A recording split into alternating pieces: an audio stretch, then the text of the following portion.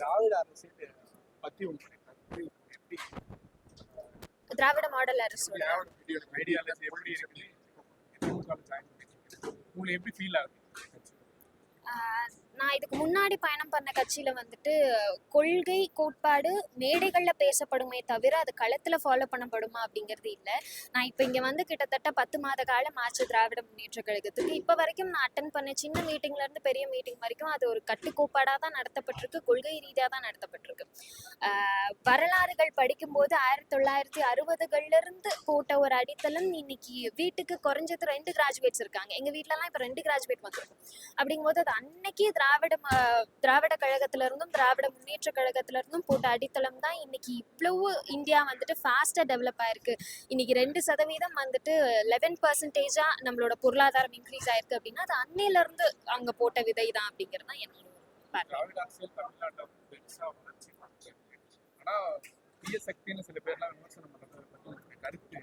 இல்ல. என்னோட கருத்து நல்ல ஈவெண்ட் இன்னைக்கு லேப்டாப் கொடுக்கறது, கிட்டத்தட்ட 10 லட்சம் மாணவர்களுக்கு லேப்டாப் வழங்கியிருக்காங்க. அதுல வந்துட்டு தேவையற்ற ஒரு விஷயங்களை பத்தி பேச வேண்டாம் அப்படிங்கிறது அது என்னோட கருத்து. நல்ல ஈவெண்ட் ஹாப்பியா முடியட்டுமே. பெண்களுக்கு அடுத்தடுத்து நிறைய திமுக பெண்களுக்கான ஆட்சியா பெண்களுக்கான உதவித்தொகை அப்படின்னு இல்லாம உரிமை தொகைன்னு கொடுக்குற ஆட்சி தான் இப்போ இந்த 5 ஆண்டு காலமா நடந்துட்டு இருக்கிற ஒரு ஆட்சி. இதுவே போதும் இல்லையா? பெண்களுக்கான உரிமை தொகைன்னு கொடுக்குற ஆட்சி இருக்கிறதே வந்துட்டு பெரிய விஷயம். பெண்களுக்கு பாதுகாப்பு அப்படிங்கிறதுமே வந்துட்டு ஆட்சியில உறுதி செய்யப்பட்டிருக்குன்னு தான் நான் சொல்லுவேன். ஏன்னா நான் கிட்டத்தட்ட கோயம்புத்தூர்ல இருந்து சென்னை வரைக்கும் வந்திருக்கேன். ரொம்ப சேஃபா பாதுகாப்பா தான் வந்துட்டு போனேன் இந்த ஆட்சியில. அப்படிங்கும்போது பெண்கள் பாதுகாப்பும் இந்த ஆட்சியில உறுதி செய்யப்பட்டிருக்கு அப்படிங்கிறது. இப்போ ஆர்டிஃபிஷியல் இன்டெலிஜென்ஸ் யூஸ் பண்ணி நிறைய தவறான விஷயங்கள் நடந்துட்டு இருக்கும்போது ஆர்டிஃபிஷியல் இன்டெலிஜென்ஸை எந்த அளவுக்கு ப்ரொடெக்டிவாக யூஸ் பண்ணலாம், மாணவர்களோட அடுத்த கட்ட வளர்ச்சிக்கு எந்த அளவுக்கு அதை யூட்டிலைஸ் பண்ணலாம் அப்படிங்கிற விதமாக தான் மாண்புமிகு முதல்வர் அவர்கள் இன்னைக்கு 10 லட்சம் லேப்டாப் 10 லட்சம் மாணவிகளுக்கு கொடுத்துருக்காரு. அடுத்து வளர்ந்து வர இந்த டிஜிட்டலில் வந்துட்டு கண்டிப்பாக ஆர்டிஃபிஷியல் இன்டெலிஜென்ஸ் ஒரு மேஜர் ரோல் ப்ளே பண்ணிட்டு இருக்கு.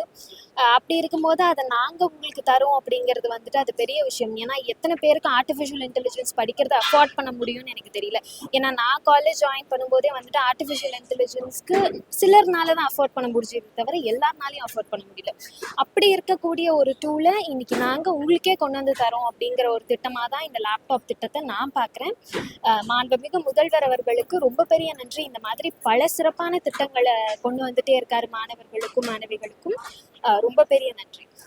எது பண்ணாலும் அது வந்து எலெக்ஷன் அப்படின்னு சொல்லிட்டு அதை அப்படியே திருப்பி விடுறாங்க. அது எப்படி பாக்குறீங்க?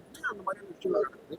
கவர்மெண்ட் இவ்வளவு நல்ல டிசிஷன்ஸுமே அது வந்து வெளியே தெரிய விடாம கலைஞர் மகளிர் உரிமை தொகை கிட்டத்தட்ட 2021ஆம் ஆண்டு தொடங்கப்பட்டது. ஆனால் ப்ராப்பராக செயல்படுத்தினது பார்த்தீங்கன்னா 2023ஆம் ஆண்டு தான் செயல்படுத்தப்பட்டது. ஆனால் அப்போ இருந்து இப்போ வரைக்கும் கிட்டத்தட்ட 27 மாதங்கள் அப்ராக்சிமேட்டாக எந்த மகளிருக்கும் அவங்களோட உரிமை தொகை நிறுத்தப்படவே இல்லை. ஃப்ளோவாக கண்டினியூஸாக அவங்களுக்கு கிடச்சிக்கிட்டே இருக்குது அப்படிங்கிறது தான். பீகார் மாநிலத்துலலாம் இப்போ எலெக்ஷனுக்கு முன்னாடி ஏழைகளுக்கு நிவாரண நிதி கொடுக்குறோன்னு சொல்லி கொடுத்துட்டு இப்போ வந்துட்டு ஏழைகளுக்கு நிவாரண நிதி கொடுக்குறோம் அப்படின்னு சொல்லிட்டு எலெக்ஷன் முடிஞ்ச உடனே அன்எலிஜிபிளான ஆட்கள்லாம் திருப்பி கொடுக்கணும் அப்படின்னு சொல்லக்கூடிய ஒரு நிலை தான் பீகார்ல இருக்கு. ஆனால் இங்கே மாண்புமிகு முதல்வர் அவர்கள் எந்த நிதி நெருக்கடி இருந்தாலுமே நான் தொடங்கின திட்டம் அது கண்டினியூஸாக மக்களுக்கு எந்தவித தடையும் இல்லாமல் போய் சேரணும் அப்படிங்கிற ஒரு இனிஷியேட்டிவை தான் மாண்புமிகு முதல்வர் அவர்கள் எடுத்துட்டு இருக்காரு. இருக்கா பில் பண்றதுக்கு? ஏன்னா நிறைய பேர் வந்திருக்காங்க, என்ன புது வியூகம் கிரியேட் பண்ணி ஜெயிக்கணுமா நார்மலா நம்ம பண்றது வியூகம் எதுவும் ஏன்னா நாங்கள் தினசரி மக்களை சந்திக்கிறதுனால வியூகம் வகுக்கிறதுக்கு இங்கே தேவையே இல்லை அப்படிங்கிறது தான் என்னோட கருத்து.